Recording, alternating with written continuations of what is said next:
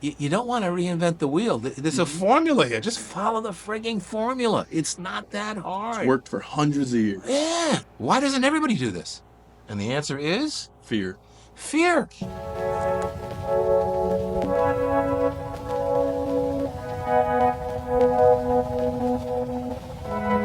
And good morning, good afternoon, good evening, wherever you are in podcast land. Brendan Cunningham, the real estate doctor from EXP. With me today is a special guest dropped out of the sky as usual. That's the way we do it. We're going to give you the real story because we're the real realtors. Troy Little. Troy, say hello. It's a pleasure to be here with you. Troy Little, realtor, real estate investor, and just someone really passionate about creating wealth and true freedom. Listen to this guy. I want you to listen to this guy. This is a story. This is a great story. First of all, Troy, you're in the real estate business. Mm-hmm. Now, I got a few years on you. You are what we used to call a young whippersnapper. It's not a bad thing. And you're in the real estate business, and you bought your first investment property. Correct. You closed on it last week. Mm-hmm. Last Wednesday. Oddly enough, when we had our attorney here last week, David Weir, we talked about the search and survey and how a lot of times you kind of have to chase it down. But it's changed over time, and sometimes, as David said, they'll actually bring the search and survey and give it to the buyer at closing. It's a very important group of documents because if you lose them, they're expensive to replace. The search alone is about $1,000 just to replace it. So we say, where is it? Can you find it? A lot of times we have to chase people to get it. But sometimes, as he said, they actually deliver it to you at closing. And guess what happened? Troy walked in our office last week, right after we did our show, literally 5 minutes after we did our show, and he's got these two documents. He said, you got a search and survey. Where'd you get those? He says, I just got them at close. So it's like we're telling the real story here. I said, good for you, man. You closed. Tell me about it. Now, he's not following necessarily the Brendan Cunningham School of Real Estate. He's following the Arnold Schwarzenegger School of Real Estate. Because Arnold made most of his money, oddly enough, not in movies, but in real estate. And you know what his first property was? Guess what his first property was? 4-unit. A 4-unit. What did you buy? 4-unit. A 4-unit. Wow. Now, let me ask you something. You're a young guy, and you got young friends, and I'm not disparaging the young friends or the young family members, but I'll bet you anything. Maybe not 90%, but a bunch of them probably said, gee, Troy, what'd you do that for? That's well, you can't buy it. You can't do this, Babu. Am I right? Correct. What's that all about? I don't know.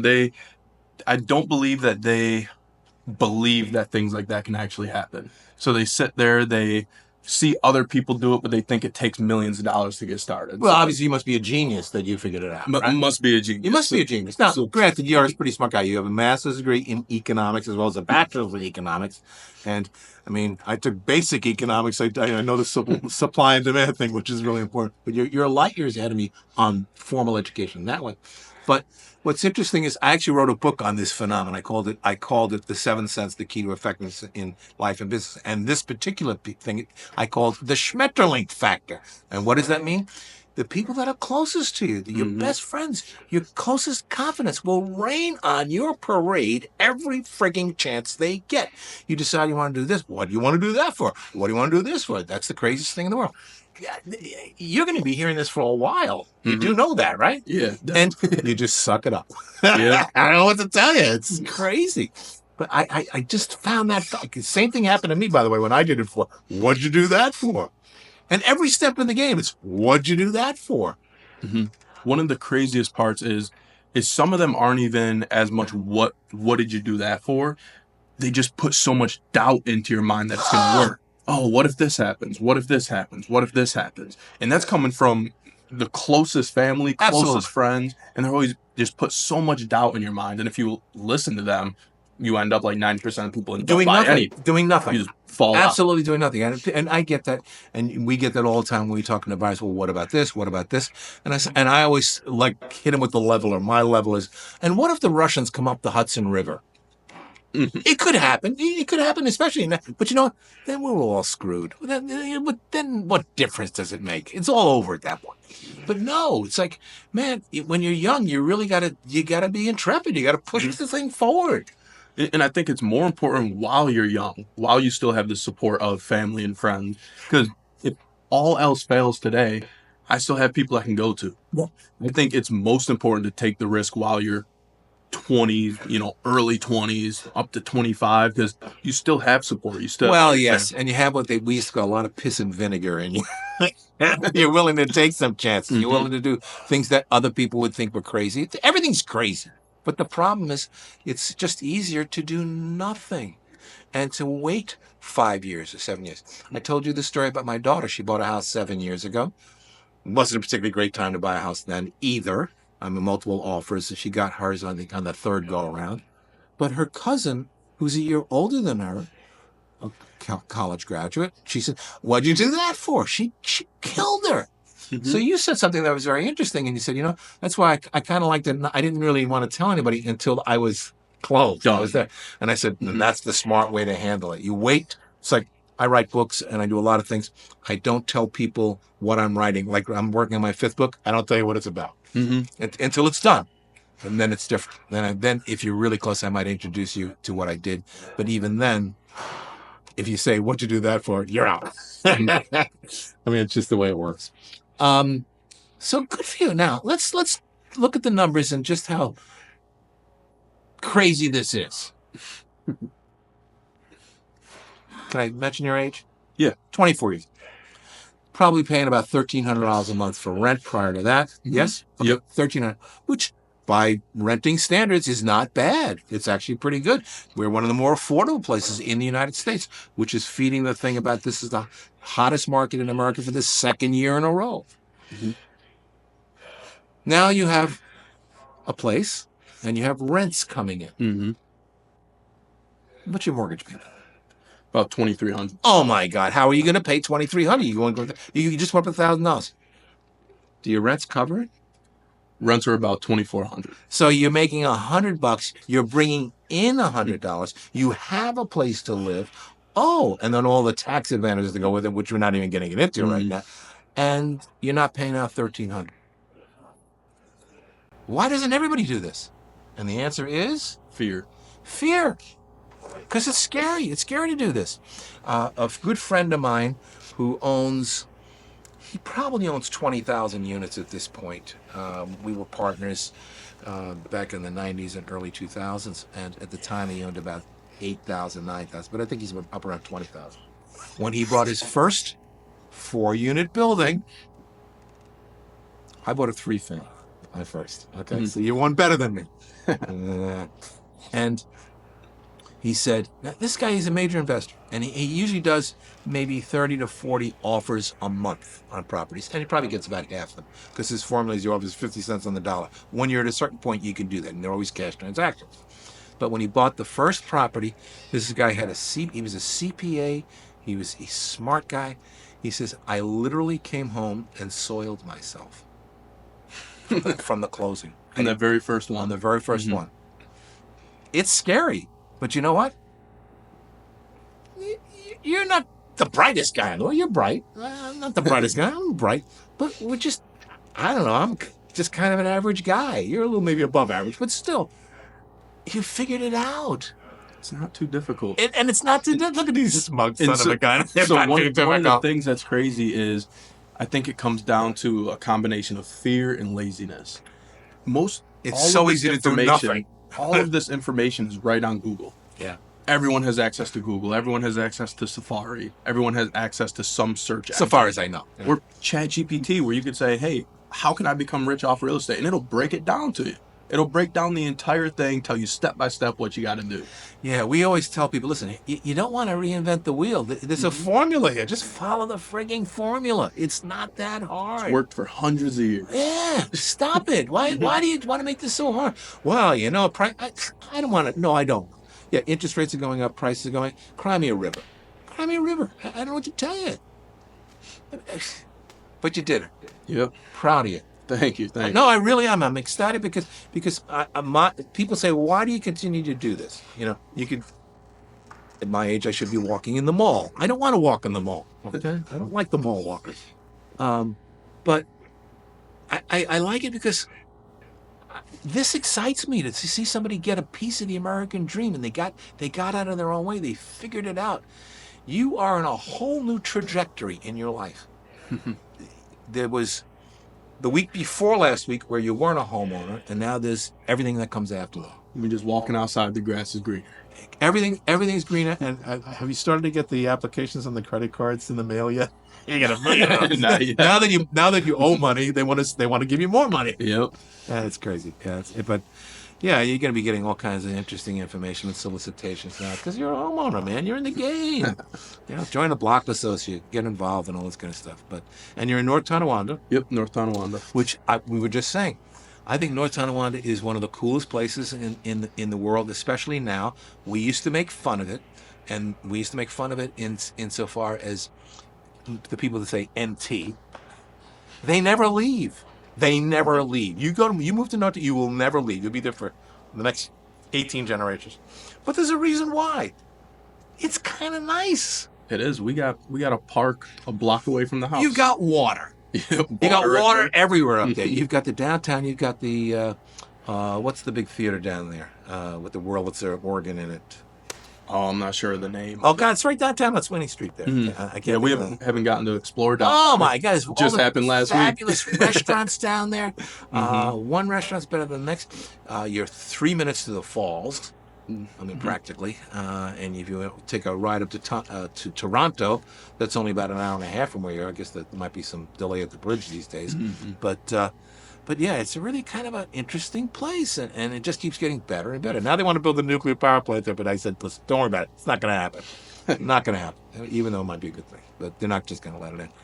All right, so now you're in the real estate business. You've taken a bit of your own advice. It always fascinates me. Sometimes, every once in a while, it doesn't happen often. I think I remember saying it. If you get in this business, you will own a house within a year, 2 at the outside. Did I say that to you? Yes, you did. Okay. And did I make my goal? Definitely. I made my goal. And that's exciting because it's like somebody's out there listening. It's actually interesting. I'm proud as punch and pleased that you jumped in and you followed somebody's advice. It's exciting. It should be exciting. So now you are the best ambassador in the world for guys that are your age. And one of the things that is also interesting is, for people that don't know, Buffalo has historically been a very, very, very strong first-time buyer market. The hardest part about a first-time buyer market is convincing people to get in. It's the fear factor and the laziness factor. And how do I do it? And I have to confess, when I bought my first house 1 million years ago, I didn't have a clue how this worked. I didn't have a clue. I was a smart guy. I was a college graduate. I was street smart. I was a kid from New York City, but I didn't have a clue how to put pieces together.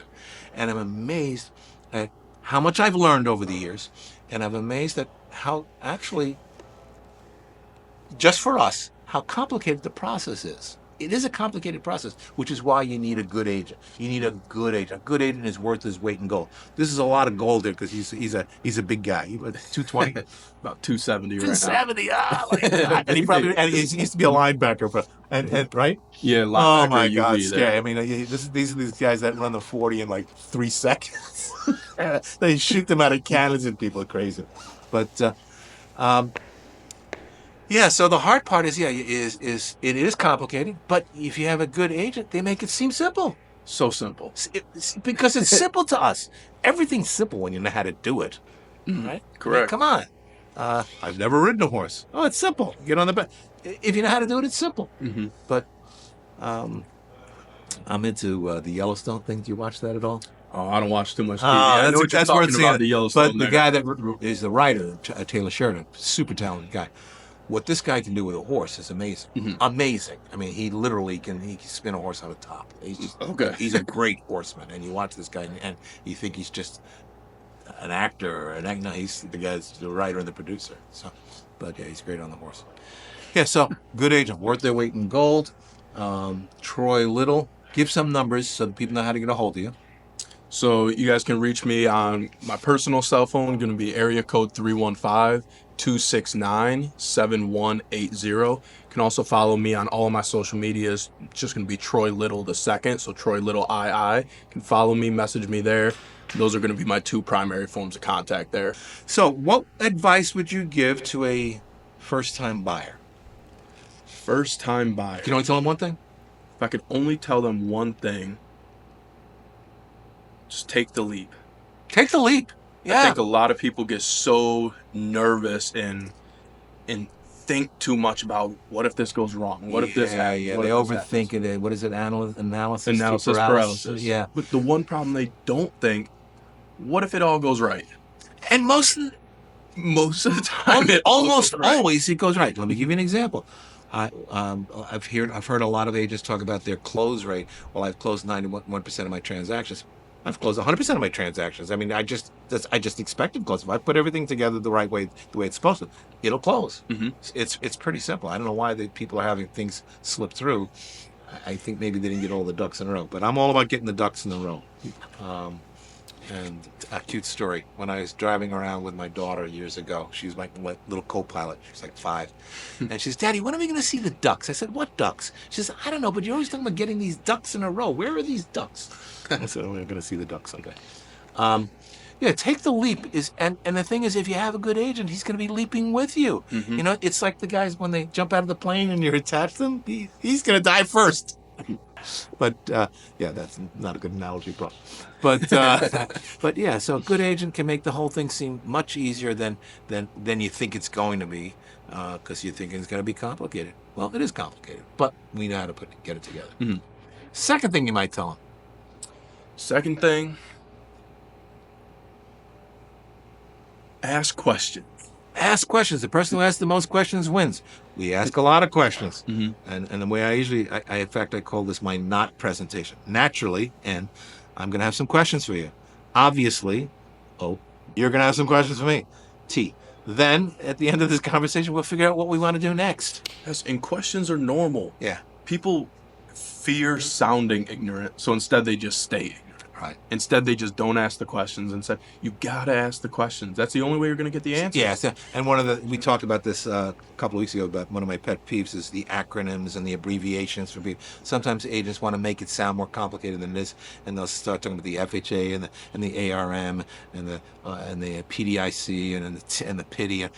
And I said, please don't do that. You just confuse people further, and it doesn't make you sound smart.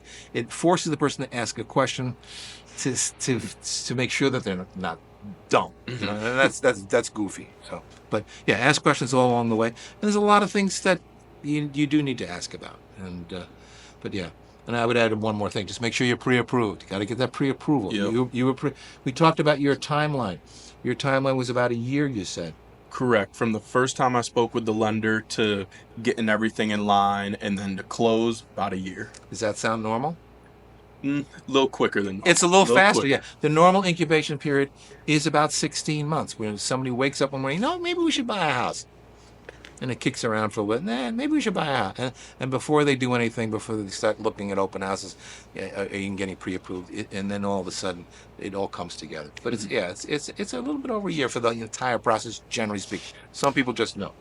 On that note, so take the leap. Mm-hmm.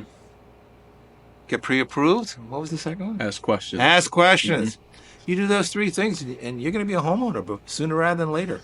And I would strongly encourage you to be sooner rather than later, because the prices are only going up. And eventually they're going to go down. Yeah, eventually it may be a blip, but then they just go back up again.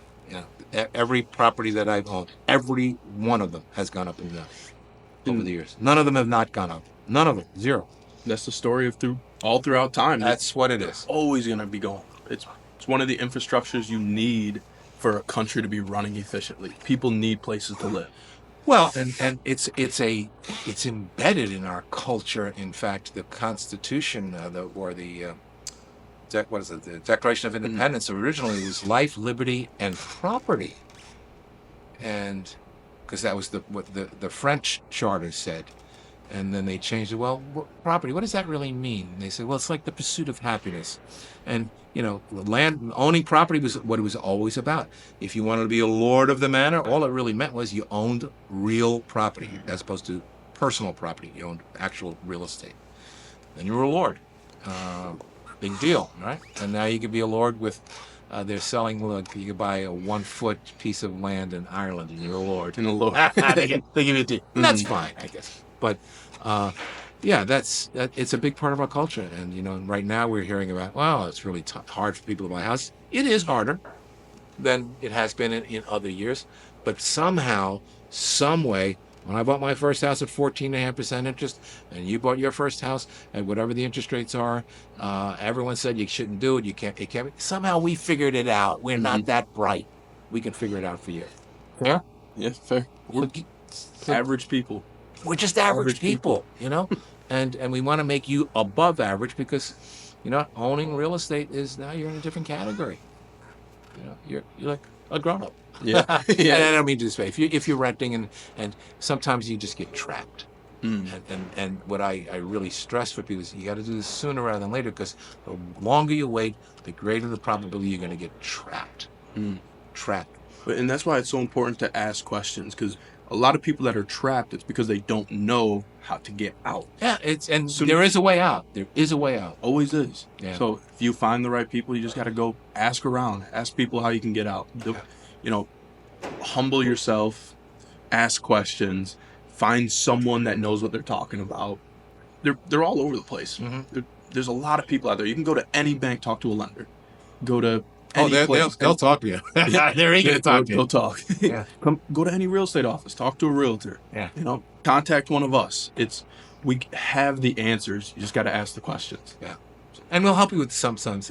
We'll help you ask the right questions because there are right questions. There are better questions to ask, and we can help with those too. So, Troy, it's been a pleasure. Yes, a pleasure. You keep up doing exactly what you're doing. You're going to be a rock star in our business, and you'll be a successful real estate investor. I wish you nothing but the best. And if you want a good real estate agent, you can always call me, Brendan Cunningham, the real estate doctor, at 716-818-2526, or Troy. It's like the yin and yang. You got the young guy, you got the old guy. Either way, we can get you to where you want to be. Thanks for tuning in.